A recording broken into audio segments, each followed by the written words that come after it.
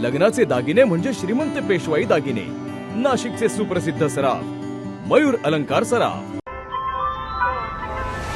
ताज्या बातम्यांसाठी नाशिक न्यूजच्या YouTube चॅनलला सबस्क्राईब करा आणि बेल आयकॉनला प्रेस करा।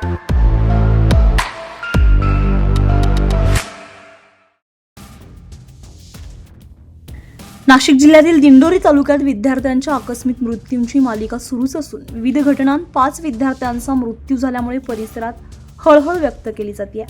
परमोरी परिसरातील कादवा नदीजवळील जॅकपेल भागात मंगळवारी दुपारी अंघोळीसाठी गेलेल्या 3 मित्रांपैकी दोघांचा पाण्यात बुडून मृत्यू झालाय।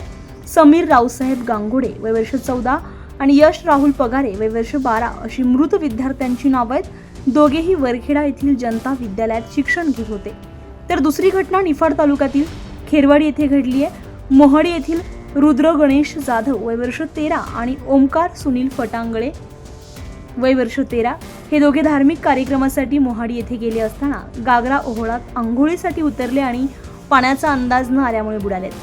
सलग घडणाऱ्या या घटनांमुळे दिंडोरी तालुक्यात शोककळा पसरली तर पालकांमध्ये चिंता व्यक्त होती। Bureau report, Nashik news, Nashik. ताज्या बातम्यांसाठी नाशिक न्यूजच्या YouTube चॅनलला सबस्क्राईब करा आणि बेल आयकॉनला प्रेस करा।